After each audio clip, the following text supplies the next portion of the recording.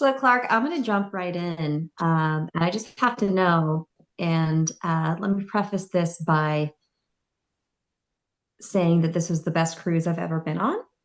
You've been on more than I have, correct? I've been on three cruises. Oh, Yeah. yeah. Oh, okay. So I've been on more, but you were going before I was. Yeah, best cruise ever. How does it feel to miss it? I didn't like it. I really like I really like IQ and Hmm. Gav Pasto and Von Hertzen brothers. So it So you was, like going as opposed to not going. yes. That is an expert opinion. I appreciate that. Thank you. Oh, thank you. Awesome. Marie, you want to do a quick intro for us and welcome us to today's show? What do you think? Sure. Yeah, let's get going. So, this is Marie and Clark's Unpopular Prog show, where we ask the question, is it Prog? Just kidding. We don't actually ask that question. We have more important questions like, Isn't it Prague?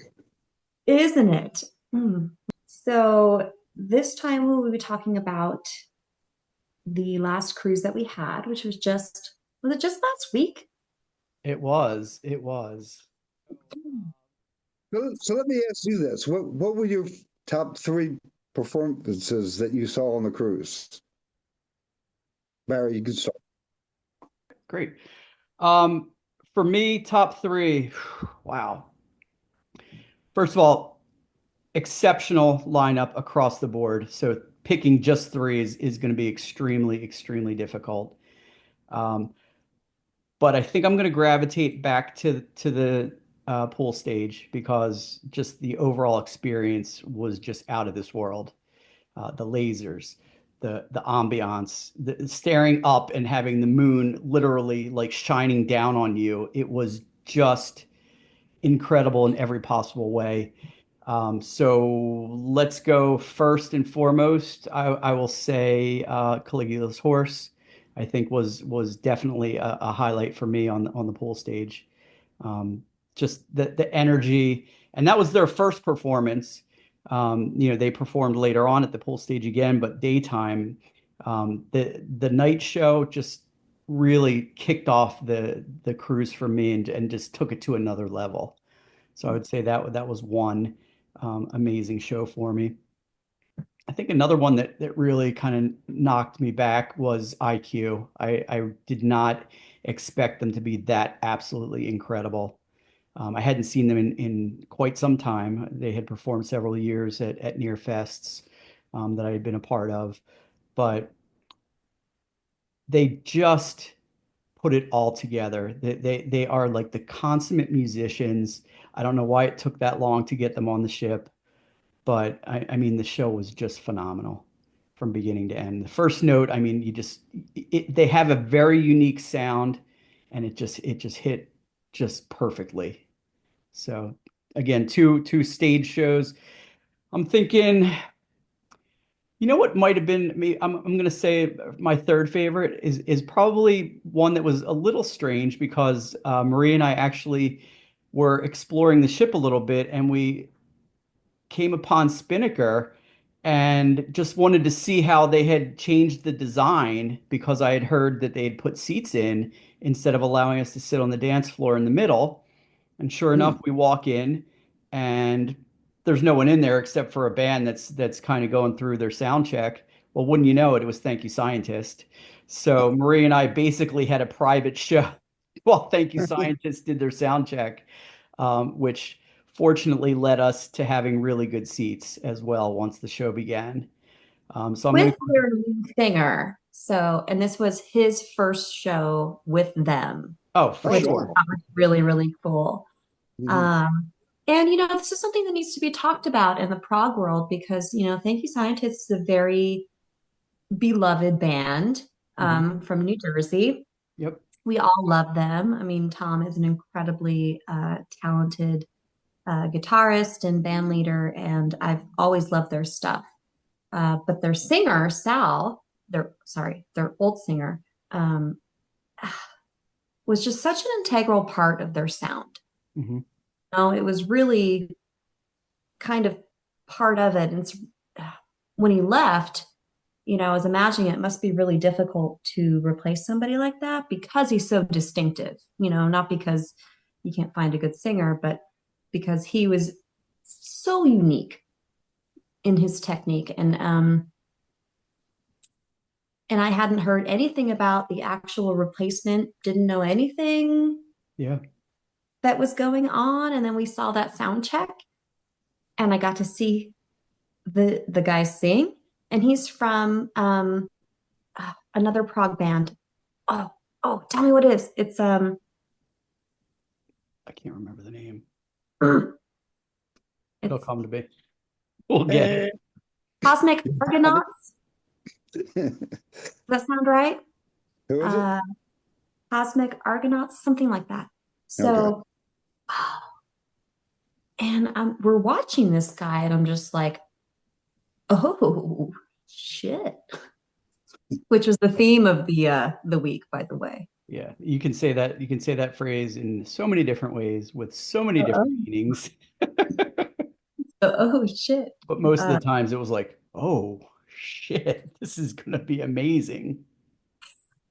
yeah, this episode is going to have a lot of guest contributors, a lot of different opinions, but the theme is going to be oh shit, which is how I felt. So I saw this guy and I was like, I turned to Barry and I was just like, dude, he's the best singer on the boat. I know, right? Oh, absolutely. And then we saw the actual show, and this guy's giving off like Freddie Mercury vibes, like just rocking the shit out of that show. And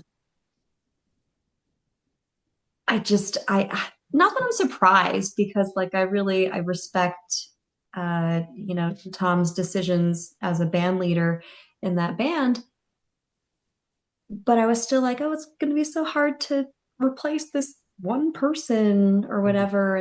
I don't know if it's permanent or anything, but this guy killed it and just brought this whole other element to this band that it's kind of like, all right, here's how I'll describe it. And don't cut my head off. It's like when Marillion changed from Fish to H. Okay. Same band, but is it really? I would say in that case, definitely not the same band For me, they're two completely different bands. for sure. But back And to the thank you, scientist. I do have a yeah, couple of quick comments on that. mhm. Each person was like their own unique, like energy source. Like if you notice the trumpet on the far right, the guy, he had this like I monster would not crawl, like notice he was that like guy. moving around. It was amazing. And then and watching the saxophonist or the violinist, I mean, everybody just had their own energy, but then all together it just came together in just such a magical way, especially like I said, that first show in Spinnaker, they did a Genesis tune in the middle of the set. Um, then they got into this like nice reggae beat, and they grab a fake or an invisible joint from the side of the stage and start passing it around. Yeah, here we go. Ready? You got it? All right. Oh wait, no, I think I gotta Give pass us a it this pause. way. You got it? Do you have it? Clark, you Yes. got it? Okay. Yeah. There you go. Pass it to Marie. Okay, there we go. All right. We good? Oh, I'm song. done. All right. Now, how about yours, Marie? What were your three favorites? Go for it. Oh, you're gonna do me like that? Yeah. Mm. Yes. It, Yeah, that's a tough one. No, it really is because this lineup was so incredible that but as you recall, there's only one band that I absolutely had to see twice. Mhm. Who was it? Of course. Caligula's Horse. Yeah, for mhm. sure. They were on fire. I mean, Oh my God. I know you loved the first set at the pool stage. It was dark. But the second one, they played my favorite Caligula's Horse song of all time, The Hands of the Hardest. They don't play that song. Yeah. And so we had confronted him, and I will use that word strongly. We confronted him. Mhm. And I was like, dude, awesome set, but you played my favorite song. What's up? It's like, yeah, we added that to back to our repertoire like last year, and that's just what we're doing now. And so, um, that was cool because we were all like, yeah, let's go hang out in the hot tub. And then we sat in the hot tub with the singer and drummer from Caligo's Horse, and then we watched the second set for Thank You Scientist over there. And it was just surreal. Yeah, no doubt. Surreal. But the actual concert, okay, that's what we're getting at. Absolutely incredible. So the first set was not my favorite set musically, but I did get into a mosh pit during Caligo's Horse. I know, Um, right? How cool is sure, that? pretty cool. And everyone was saying like, "Oh, it's the first mosh pit." I thought they had one of those in like 2019 with Haken. Yeah, I was in that. I got an elbow to the face. Yeah, but at the The He was same cool definitely in a mosh pit. Hey Clark, the cool thing about the mosh pit was that Marie was moshing with Saren Sadler, which was awesome. that's pretty wild. I realized that, and I've known the kid for a long time, but I didn't know that's who I was pushing around. Did you knock him down? Fuck yeah, I did. It was awesome. It was. Oh, that was awesome, and I really loved that. But the second set, oh my God, they played everything. Oh, and it was so, so good. It was in the sun, And and I Clark, still just to give you a little bit of an idea, they had printed up special Hawaiian shirts with their faces on it. So all four of the faces of the members of the band were on Mm. these like light blue Hawaiian t-shirts.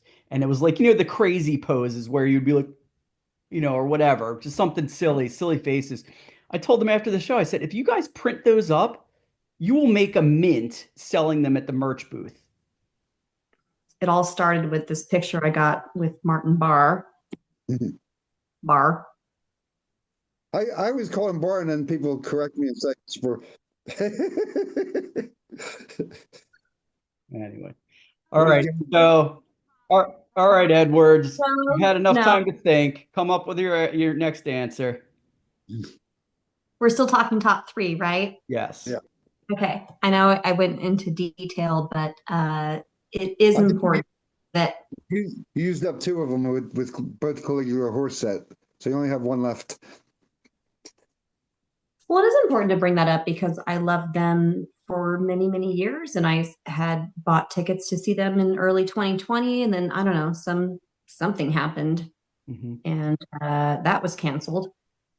Uh, but I was even like, dude, I will go to Australia. Like, I want to see the guys so badly. And then I did get to see them last year in LA. That was awesome. Yep. Um, and then they were announced for the cruise, and I was like, nah, this isn't happening. Yes, Barry. I know there's a story. Um, that was just unbelievable. Okay, so that will be my first. Let's see, second. Oh, that's a tough one. That is a tough one. I almost didn't even go to see Steve Hackett because I see him all the time and whatever, but they're always so good. And Craig Blundell just fucking drives me crazy. I just love his drumming. Um, We had a lot of amazing drummers. We had a lot, I mean, yeah, musicianship I was like, across the board was at an all-time high level for everything. speaking of which, maybe they can tie with the Aristocrats, which I don't think you were with me, Barry. I don't think we caught like an entire set, but the Aristocrats were amazing. I've been meaning to see them, and I told Marco and his manager, like, I live near LA and I would love to see you more, but I don't want to drive to LA. So I'm going to fly 3,000 miles across the country and get on a cruise ship and fly all the way there and then get on a boat and go to international waters. And then I'll see you play. I'm saying, yeah. Sounds like a plan. I think they're tied. Steve Hackett, the Aristocrats. And then number three, everybody was so good. It's so hard to pick. Yeah. And I know that's why you give three. I get it. I'm the one who's always like, give me three. No, break it down. Give me that. Oh, oh.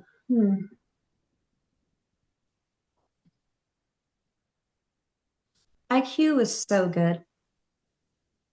They were so, so good. Von Herzen brothers. Oh yeah, I there mean, you go. ah, no, for the first time, I'm having it's usually really clear, but I'm having a really hard time coming up with like a top three because everyone was so good. Everyone is good. And they were on time.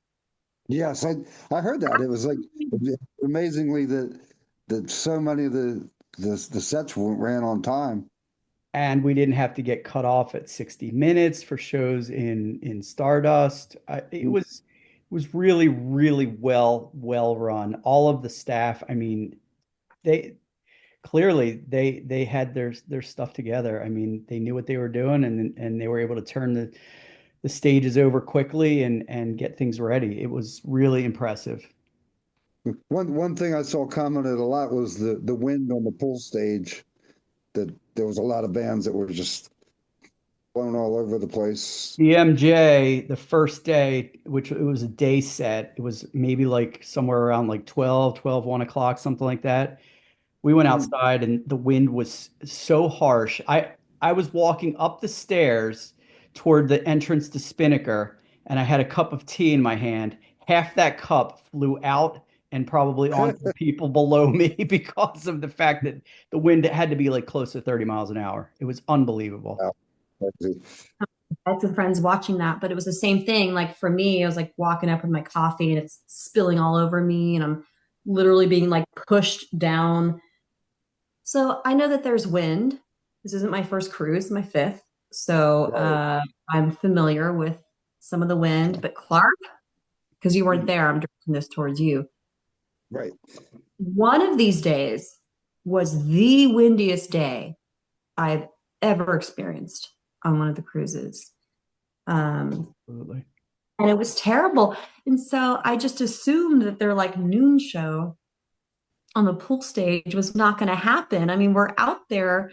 Remember, Barry? We're like watching the stage and all the equipment's like. Oh Oh, yeah. wow. I didn't know what they were going to do. I honestly thought it was going to get moved to the atrium or somewhere else. I had no idea. No, they actually did their show. That was the like Jennings Morris Morse and I think Virgilio. Virgilio. Yep. And I Well, I only heard, caught part of it, but it was so good. I mean, they kind of think that they're Crosby, Stills, and Nash, but oh, it was really terrific. But I'm just surprised that they even did that at all, or that artists do that in the sun. Yeah. Uh, there has to be, another way. But we're used to the wind, like there are windy days.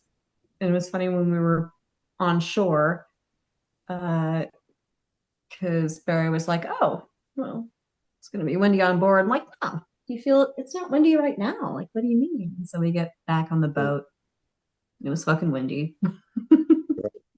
well, I mean, it's the speed of the ship plus the wind. So it's double. We were docked at that Right. point. Should we let our guests answer question number one? All right, There here we go. you So go. we have four guests today that have joined us. We have Jim and Christina from Santa Clarita, California. We have Andrew Weinstein coming in from North Jersey, and then we also have Mark Brenner coming in from Canada. So let's see what they had to say about our first question. Only three? You're only giving me three? You're so mean. Um, um, well, I mean, as I've said before, I just love Haken. They played so well live. I'm always thrilled with their performances. I mean, Big Train, the way they have just such a vast instrumentation and are able to put it together. Of course, I love their songwriting and their performing. But that was Big Train was fantastic. I guess in terms of bands that I hadn't seen before, Car Mechanic blew me away. I wasn't that familiar with the music before. I had heard the new album shortly before the cruise, and I was like, oh my goodness, I definitely want to go see this. And they performed great live. Casey's voice was a fantastic addition, and they just Jonas's writing and bass playing is just fantastic. That was definitely a high point for me. I'm glad I saw them in the Spinnaker. And in the atrium, it was just so full. It was so crowded in there. I'm glad I saw them again, but it was a little harder to navigate. Um, the Aristocrats were fantastic. I know they're all great players. I kind of expected, oh, this is going to be a big shred fest. And it was incredibly musical and engaging on top of that. It wasn't just look how fast and amazingly I can play, but it was entertaining and musically really engaging. Um, yeah. Um, I've seen Rick Wakeman play so many times, but I guess this was a particularly meaningful one for me because I don't know if I'm going to get to see him again unless I go to the UK. So that was meaningful and it was amazing to meet him. Again, I haven't met him personally for 20 years, and that was amazing. Definitely the Rick Wakeman concert, those were the first tears on the boat. So there are always a few, tear jerkers on the boat, and that was certainly those were the first tears shed on the boat. So One of the reasons I was really excited about this cruise was IQ coming.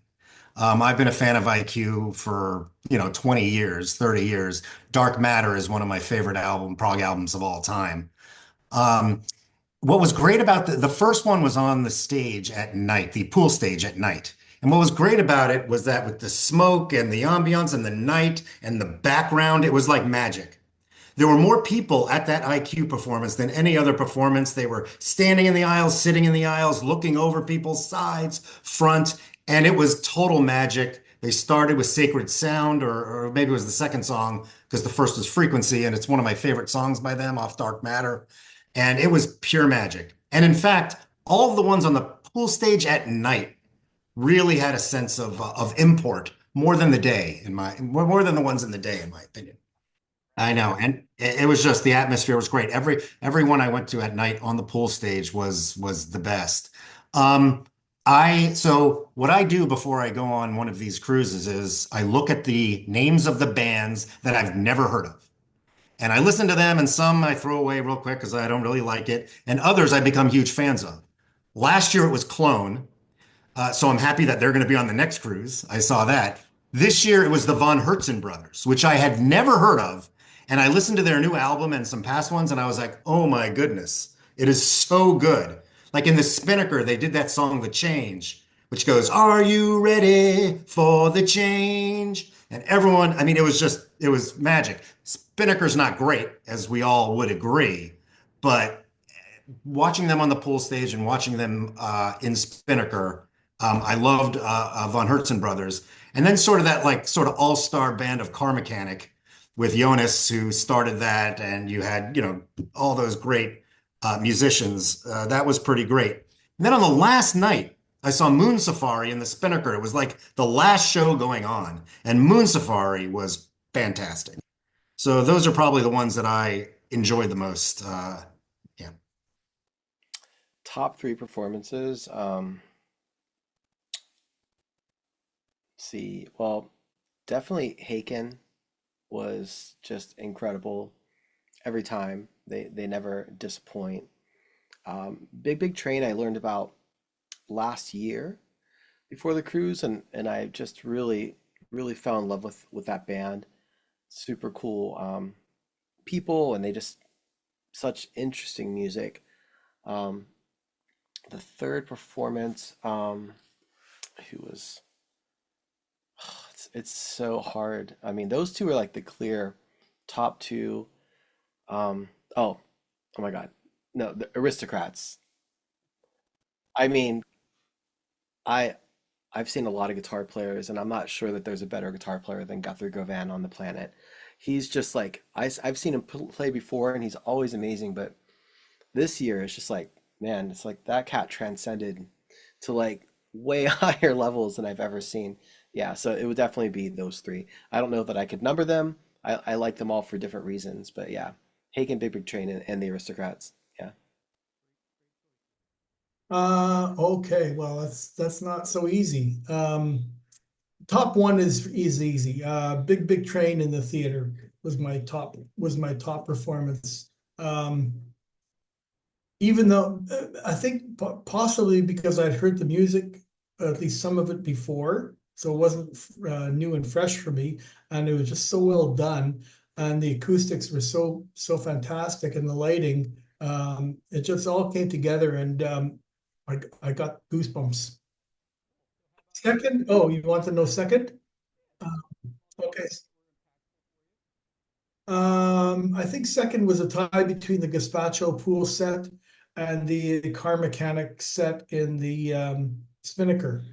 The car mechanic set, the sound was so good, even though I couldn't see a thing. I saw a little bit of Casey, a little bit of the keyboardist, and no one else.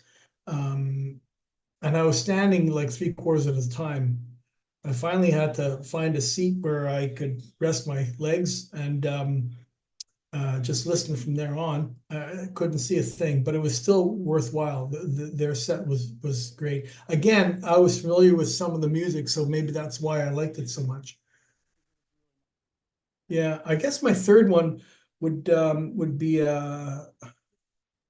I'm not either trifecta or aristocrats, or I'd have to put Moon Safari slightly ahead of those two on the pool stage.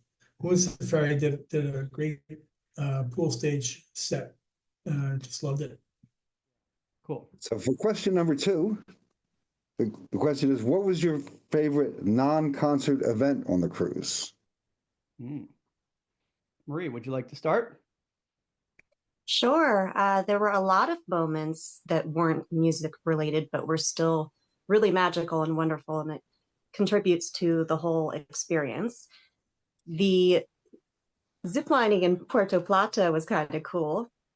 I'd never done that before, and there was really nothing else there to do because it's an island owned by a cruise ship. I mean, I don't know how they dropped the ball on that one, but there was nothing to do there. So did the zip line. That was fun. I may have screamed a little bit on the way down. And, I was having a good time. And I saw there were people on the beach, but they were way down there. It didn't bother anyone. But we were in the elevator going back. We were in the elevator going back up to the ship. And a gal was telling someone, I had a really nice time, there on the beach, but, I was trying to relax. And some girl on a zip line was, screaming, "Why me?" as she passed by. And I didn't know this woman, but I looked at her and I was like, yeah, that was me. Sorry. It was a lot of fun. That could probably count as two responses. I'm trying to think of something else. So why don't you give one?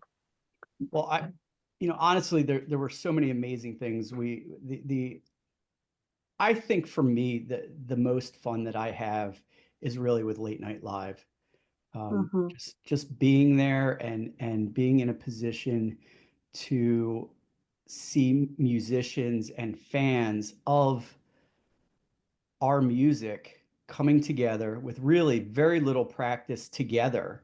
I mean, they're essentially just practicing on their own at home, and then they all come together, and these songs are executed so amazingly well, and the talent level is so high.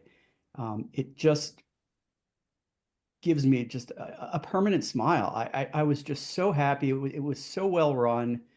Um, it really, I think for me, and you guys know this, I believe, I first experienced something similar with Marillion when at their first weekend where they did what they referred to as swap the band, which was where people were able to submit some type of a audition tape to play with Marillion for a specific type of song. And believe it or not, Jan Henrik from Gazpacho performed at the first Marillion convention, and he chose to sing vocals with H and did Afraid of Sunlight. So imagine that. And now he's the lead singer of Gazpacho. So kind of neat. But same type of thing. And every one of the musicians here, just the level of skill and quality was just top notch. So I think for me, Late Night Live really was just an amazing non-musical thing, but can only happen on the cruise. I guess unless you go to Prague on the ranch, or now Prague stock. Prog stock there, Some yes. of our friends playing music. How is that not musical? Well, it was not concert related. Is that fair? Seems like a concert to me. No, because I look forward to it more than some of the bands even. For sure. And it's just one of my favorite things in the world. And this year was definitely one of their best. We have some stellar friends out there getting together and playing this stuff. Yeah, completely agree. But And it's the hardest songs in the world to play without a rehearsal and jump in. So it makes it even more amazing when you think of it that way. Well, Clark, think about some of the songs that were performed this year. They did Close to the Edge. It's a decent amount of it was everything from IQ songs to Yes songs to Genesis to Rush. I mean, it was a mix and match of just amazing tunes that we all love, that are, yes, quite challenging from a musician standpoint, but everyone did just such an amazing job. It was definitely a highlight on a daily basis for me to be able to hang out and watch everyone perform. no, it was great. And under so much pressure, I mean, not just from us fellow prog snobs, but these people that are playing in front of artists. I can't tell you how many I met just at Late Night Live. You know, people like David Cross and Billy Sherwood. Who else? There are just so many because the artists are just as interested, some of them, in watching Late Night Live. And I'm just so happy that our friends do that because it just really adds again to all the magic. Yeah. I can't wait to see it again in New Jersey at Prog Stock, where they call it Last Call Live, but it's run by the same people. It's a lot of the same musicians, and it's a blast. Actually, today I'm wearing my Prog Stock 2017 shirt. Ooh, Nice. very nice, very nice. Yeah, I popped this one for Ann and Tom. Awesome. I love that. I think two highlights for me were definitely the Supertramp tunes, because I just, when I first heard those songs, they didn't hit me um, as I was a youth, and then just came back later so much stronger. And for some reason, I don't know how my brain works, but when I heard School Come On, I was just like, I just had a perma smile. It was just the greatest thing to hear the beginning of that song, and to see them execute it as well as they did. It was just great. So, did you have another one, Marie, that you wanted to share? Another what? I think you kind of said you might have another response to this one, or are you good with your answer? Non-music moments. Why don't we do this? I can play back or bring in our guests and allow them to answer the question. Then you could come back and answer after that. Does that make sense? Mhm. Cool. Let's Yeah, see what they had to say, because I know that at least a couple of them are going to be some pretty stellar responses. So, all right. Well, I mean, it was pretty great having a sing along the last night of the cruise. We did this last year, but this year, um, we had a couple of special guests with us, and so it was fantastic, having Ross Jennings there, um, and having Alberto Bravin there with us singing. That was just it was so fun. It was a small enough group that there were so many of us having fun, but it wasn't so crowded that we couldn't all enjoy ourselves. So that was a totally fun thing that was not a concert. And I mean, we sang some goofy stuff. We sang oh, I don't know, Britney Spears and some goofy things as well as Prague. So that was definitely a lot of fun. This one is easy for me because it was absolutely incredible. So late one night, I'm just checking out the ship. I'm on my own. I walk down these stairs to go to the back area behind the buffet, and there is Nick Barrett, the lead singer of Pendragon, with a bunch of other people from Pendragon, just sitting there. Nick Barrett has a guitar, and he's just playing the guitar and singing. I immediately texted my friend, a couple of my friends, well, basically Tom Griffin, and he came down and sat next to me. And for an hour and 40 minutes, we sat there in the table next to him, and he knew we were there because we were watching and everything. And we sung with him Sugar Mice, we sung Squonk, a bunch of other Genesis songs and Pendragon songs, and just sat there. And he had the lead singer of IQ right next to him, and he wanted to try to pull him over, but he wouldn't come over. But it was one of the most incredible experiences. And he would ask for requests, and we'd call out Pink Floyd songs or whatever, and he would play it. And he had his background. He had those two background singers, and they would sing harmony. And one brought a violin. It was incredible, and we did not want to move. At the end, I had to go to the bathroom, but I wasn't going anywhere. So it was an amazing experience, and you can only get that on the cruise. Well, I don't know if there's only one thing, but I would have to say that the top thing was being able to perform with Christina's project Hypnagogic Hum for Casey's To Cure a Rose charity event. It not only was it a great thing to do, but just to hear her play her own music, and I was like fortunate enough to be able to play some guitar for her as well.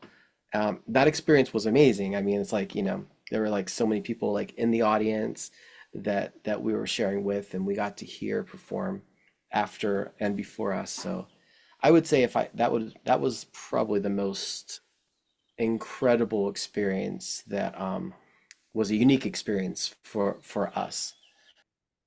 Well, I enjoyed hanging out with the Pendragon people on the at the back of the dining room, the outdoor cafe. I think they call it outdoor garden. They had this regular table they were at every seemed like every meal with Rachel holding down the fort and other people coming and going.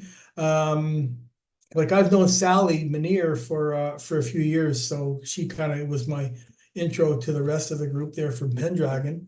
Um, they're just so nice and friendly and down to earth and great chatting with Clive and Nick and Rachel and Sally and I forget the others' names, but that was I wouldn't call it magical, just happy, friendly. And we're back. You didn't really have time, Marie. I'm sorry. That's all right. Let's move on to a different question. All right, question number 3. Which 2 bands would you like to see added to the cruise for 2026 that weren't on 2025? I'll take this Barry? one first. For me, one of the ones that I would really like to see on the cruise would be RPWL. I think that would be a great fit for the lineup. I think they're a great band and just someone that I've been a fan of for quite some time that I would love to see added to the cruise. And then my second choice would actually be Arena. I would love to see that because I think some of the members of Arena could cross-pollinate to some other bands that, of course, could be on the cruise as well. So those would be the two that I would love to see for 2026. How about you, Marie? What are you thinking? Yeah, those are good choices. Let me think.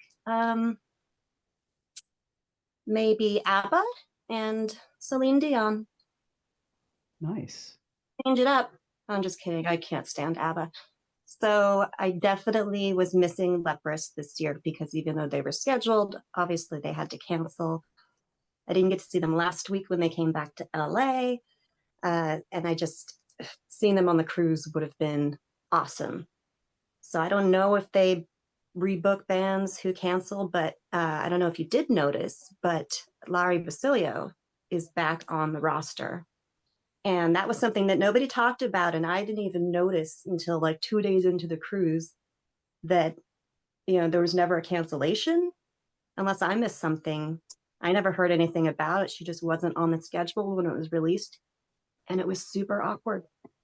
We'll add that to your list of awkward moments. Yes. Do you happen to know that Rendezvous Point's drummer, I believe, is the same drummer from Leprous? Yep. So let's see if we can make this happen. Yeah. That would be awesome. Hard. No, that would be so great. So them for sure. And what can I say, especially after seeing them again this year? I'm just super on the Caligula's horse train. Yeah, no doubt. So would love to have them back. But at the same time, I'm always clamoring for, fewer repeats as well. So I could probably think of something better than that. But, in the arena of what is actually possible, like could John Anderson ever be on? I don't see that happening, but I mean, if we could live in like dreamland for a minute, that's incredible. I think it could happen. I mean, I don't know. I'm not sure of budgets and all those other nuances and whether or not everyone is sea friendly, so to speak, willing to go on a cruise. But yeah, I mean, I think that would really elevate this to the next level. And of course, because of the namesake of Cruise to the Edge, John Anderson would be a wonderful match, in my opinion. I would think so too. I would think he would welcome it, knowing that there's so many Yes fans that have gone to the cruise over the years to hear Yes music. Yeah, for sure. Should we check in with our guests and see what they had to say? Mm-hmm. Cool. Here we go. Definitely John Anderson and the Band Geeks. Or John Anderson in any form. Um, oh man. There are really so many. Um, I mean, I would like to see, well, you said not they weren't on this cruise, huh? Because I would like to see Thank You Scientist again because I unfortunately due to a lanyard show conflict and late night live, I got to see part of one show, which was not sufficient for me. Um, uh, Gosh, I mean, I would love to see like Mirror. Mirror would be a great addition. Um, like to see Life Signs come back. I think I might just get my wish, but you told me I'm supposed to disregard that information. Okay. Me and some of my friends also talked about this. Like, you can't say a band that would never come on, right? Like Genesis, you're not gonna, you have Steve Hackett, but a band that's impossible. But if you think about this, maybe John Anderson and the Band Geeks are a little too big, but that would be number one because I've heard them and they're unbelievable. I mean, they are incredible. When they do Perpetual Change in their concert, it's incredible. I saw them like a couple years ago, and now they're coming around to different areas. So that's one. And then I was thinking, what about Tull? What about Jethro Tull? Because they kind of got back together. Ian Anderson, they're putting out a new album. They kind of do tours of smaller venues. These are pie in the sky, but those are two of the big ones that, because I'm not going to say Steven Wilson, because Steven Wilson, he's been asked that and he's not coming, right? But those are two that I would think would be big names. Before this cruise, my thing, I would always say IQ, IQ, IQ. Then they finally went with that.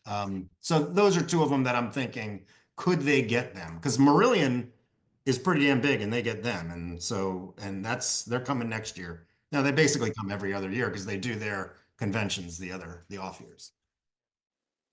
I would love to see Mastodon and the Contortionist. Those two bands, or Porcupine Tree as a band, would be great too. But Mastodon would be really great. I think they would really fill that like sort of space that Haken also is part of, like the kind of heavier proggy stuff. Contortionist is like a pretty out there band, but like Porcupine Tree would be really great too.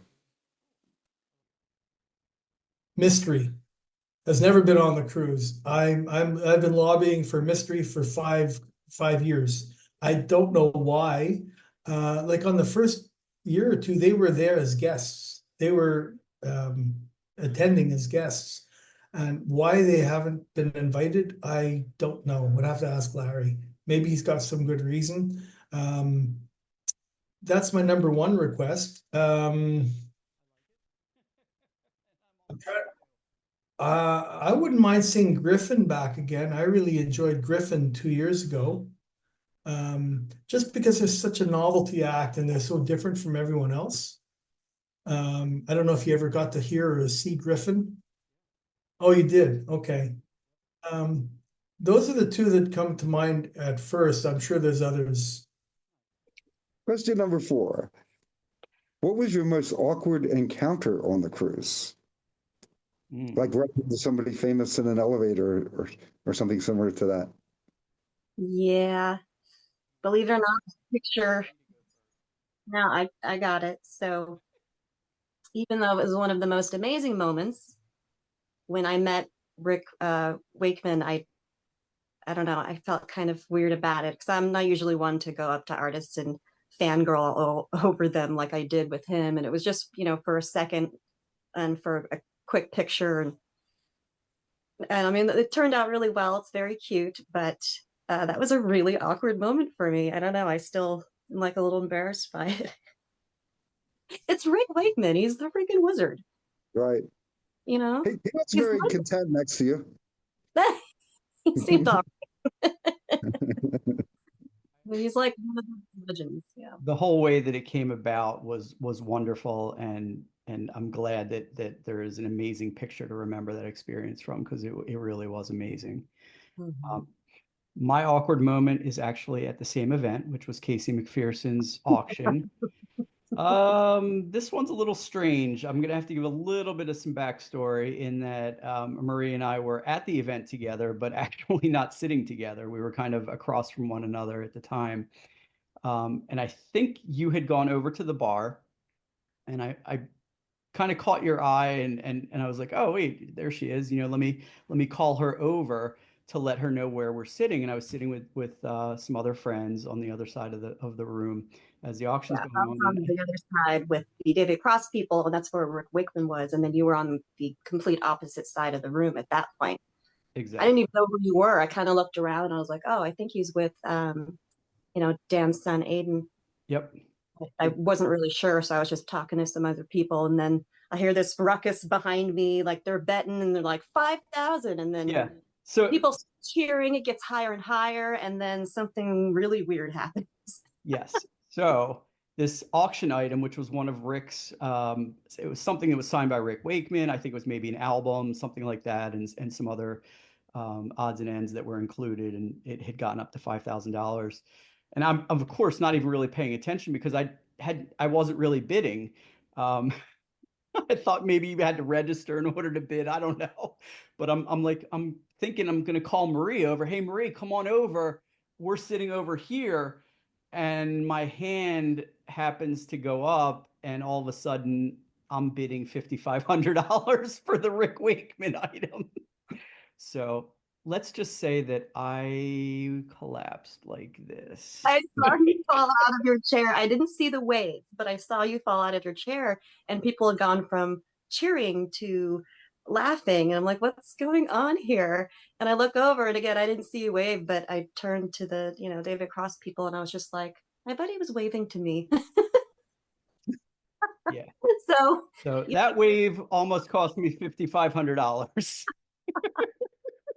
I probably would have taken it out of sheer awkwardness. How many bids were there after that, after the false bid? It went for the 5,000, but I felt a need to bid first for the next item. So I at Oh, least got involved and helped out. But as most of you know, I've raised a little over 15,000 for Casey, last year here in Philadelphia at an event that I did with David Levy. So um, I while I did not necessarily need the Rick Wakeman item, had I ultimately been stuck with it, I guess I probably would have bought it. But I'm glad that they were nice enough to allow me to just melt into the seat for a couple of minutes with some laughter. That was super awkward. Yes. So let's see if any of our guests have any awkward moments, since I'm kind of done and my face is red and we need a break. Well, like everything I do is awkward, Barry. It's really hard to narrow it down. Um, oh goodness. Awkward. Well, I mean, I thankfully I don't think I did anything too stupid this year.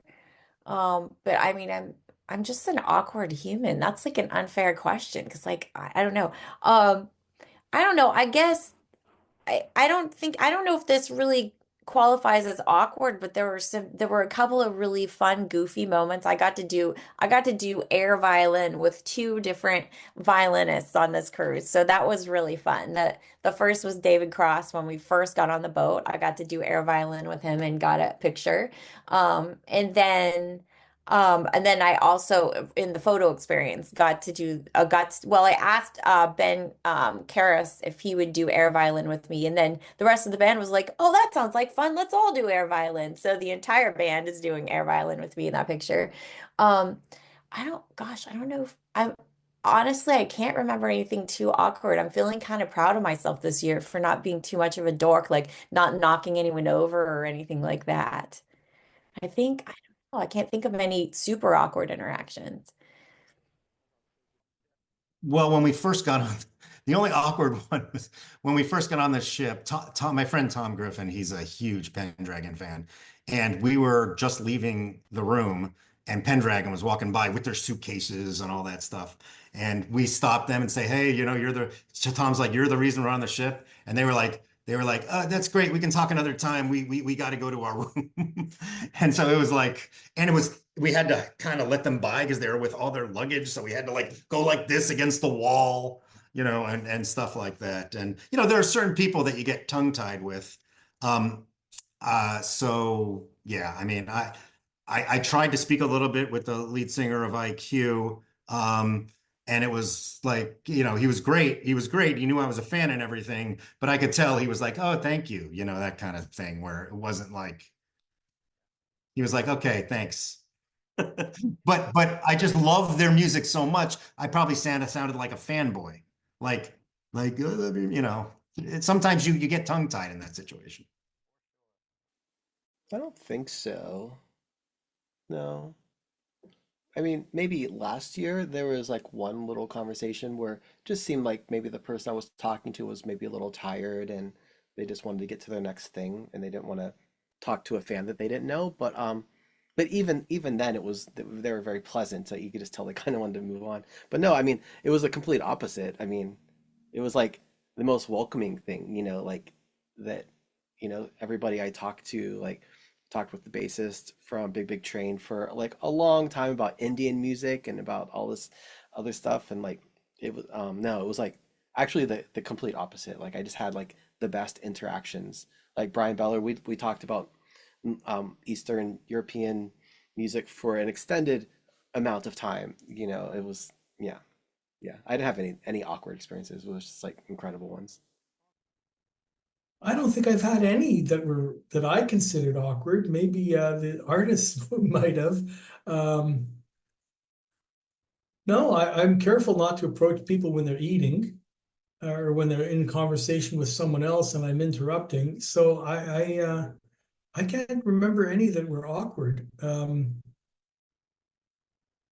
Now the artists may have different views of that, but not me. I can't remember any awkward.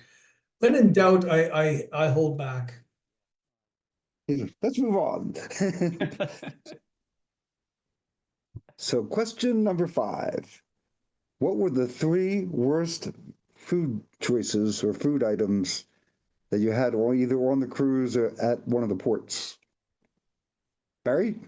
Okay, I can start with this one. So in general, I would say that the food was reasonably good across the board. It was nice to have access to the buffet. The way that our schedule ran for the most part, we didn't really do the sit downs, and we didn't really do any of the specialty restaurants.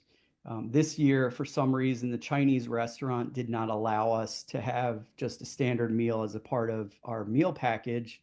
It was in line with doing the hibachi style cooking. So that was a little bit of a disappointment. I really wish that we would have been able to have that.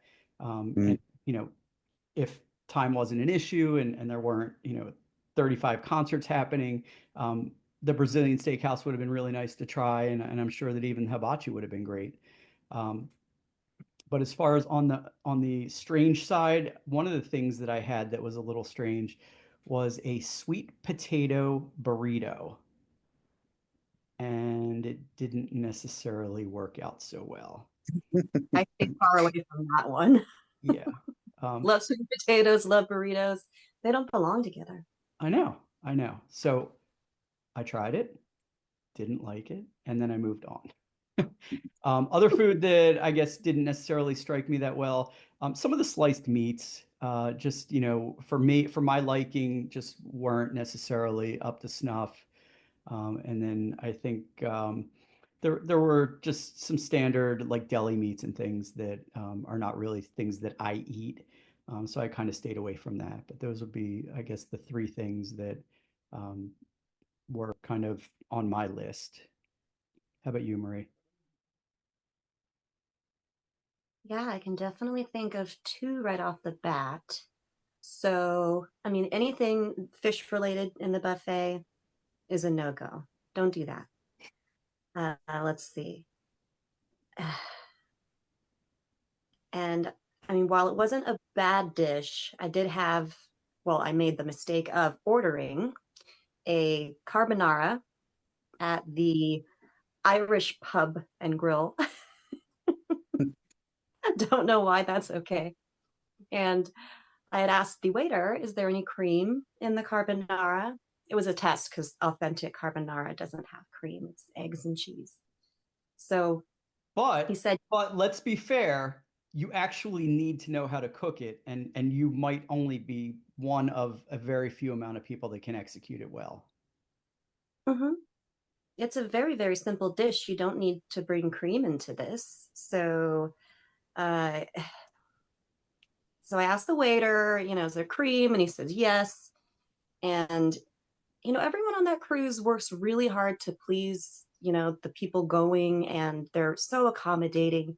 This was the only guy I'd ever talked to who, like, I was asking him questions and it was kind of awkward where he didn't know what to say. And I was like, it's nothing personal. I'm just curious if there's cream. I said, I'll still eat it. Bring it to me and I'll check it out. So again, while it was very good, it was not a carbonara. It was more like a fettuccine. That was probably, yeah, one of the most disappointing dishes, even though it tasted good, just because of the principle. I get it. I completely agree too. That was actually on my list, but unfortunately I misplaced my notes. Like, wow, what's the worst thing you ate while we were gone? It's funny, like on the previous cruise, I can remember getting a couple of things from the buffet and taking one bite and like looking around, like, can I dump this in the trash without anybody noticing? Well, Yeah. for the most part, that for the most part, the buffet is usually good enough for me. You know what I mean? I don't really need fine dining on a cruise when I'm trying to eat fast to get to go see the next band. So, I Yeah, just for want to eat sure. something, try to eat something nutritious to give me energy to make it to 3 a.m.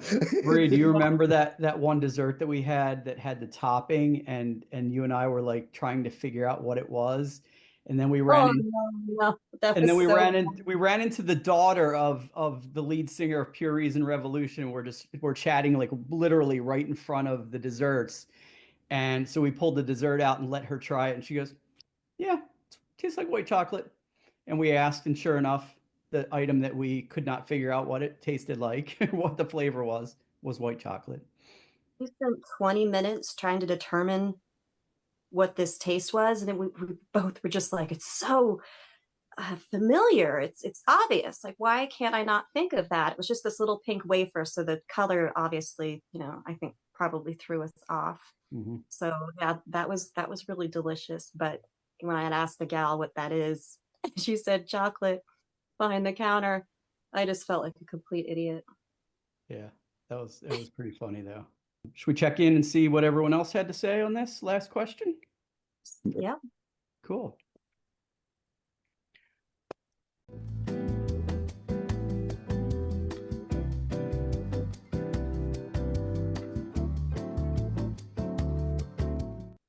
All right, we're back. So what were your thoughts on the pre-party? Well, first and foremost, there were no planes flying over, so I think that may have been an anomaly. Mhm. Just for last year, there might have been something that was rerouting the direction of the planes, but there was no disturbance at all. I thought the weather was wonderful. I thought the vibe was great. I thought the three bands that were chosen were really well suited. And had that been the only experience to see David Cross, I mean, I still would have been really happy. Mhm. But it was of course really nice to have him on the boat too. So and Kyra started it out great, and Neil is Neil. I mean, that in and of itself. If someone's a fan of Prog and they couldn't make the cruise and just see the pre-cruise concert, still amazing. So No, it was wonderful. And Kairos kicking off the festivity with just, that much energy was, Mhm. I mean, it was a complete way to set the mood for the rest of the cruise. And yeah, I was completely relieved that there were no planes, not one plane. And from what I was told, yes, they did reroute the planes last year. That's not their permanent route, Oh, well. which I can see why a lot of people opted to go see Steve Hackett in, a few cities over because of the plane thing. You can't record that as an artist. None of that's going to be usable. I mean, Neil Right. probably care because he likes to show off and, point out what planes are what. But otherwise, was that Neil or no, that was last year. That was Steve. The he other was tourist. identifying every plane as they were flying over. Oh, there's a Yeah, that was pretty good. Yeah, he That was also pretty impressive, I thought. Yeah. yeah, he also played the third slot. So that was great. And I just want to get that word out there that those planes aren't there, which will definitely be a consideration for a lot of people when they opt Mhm. to attend this party for the what $1.73 that it cost.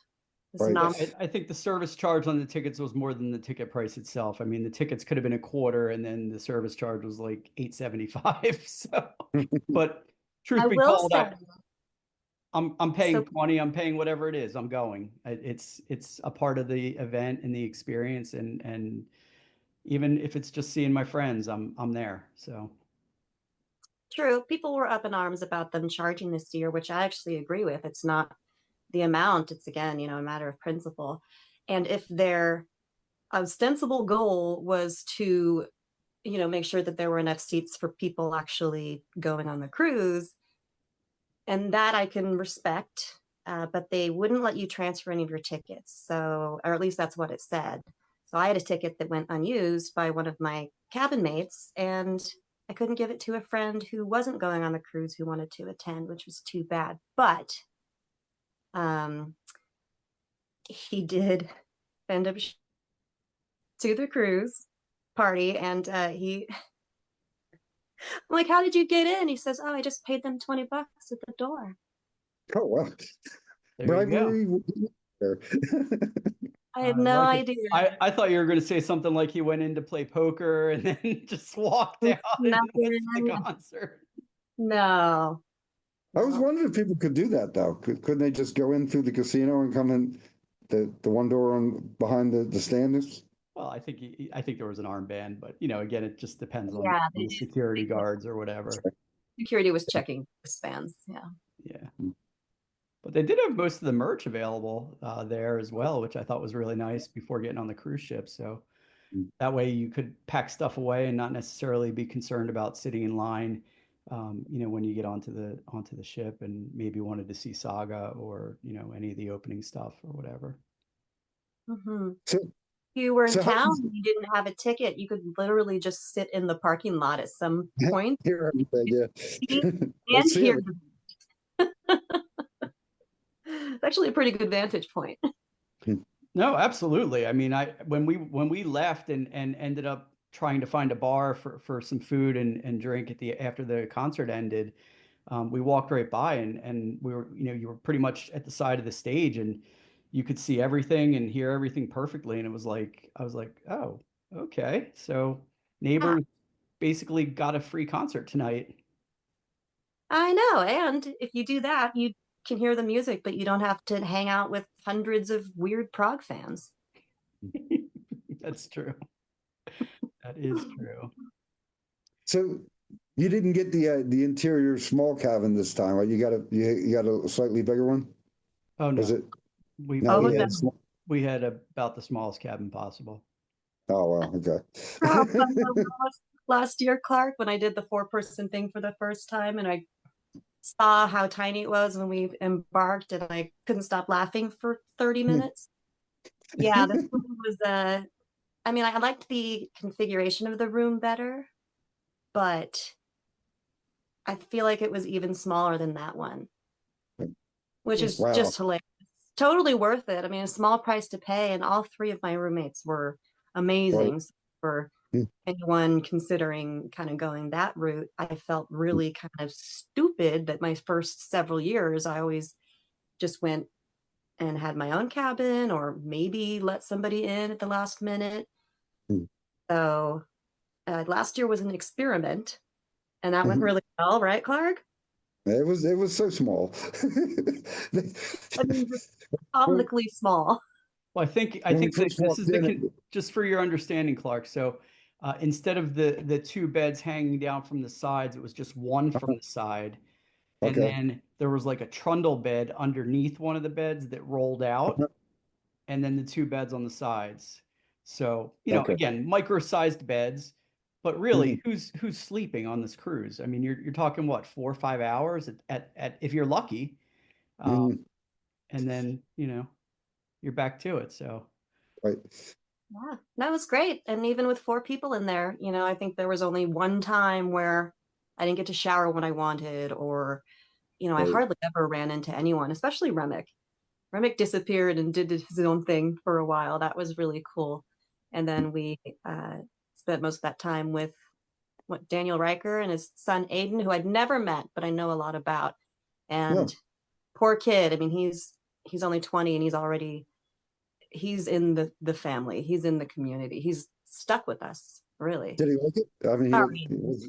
well, as Key and Peele would say, his name's not Aiden, it's AI Dan. Oh, that's right. We did start calling him AI Dan. Nice.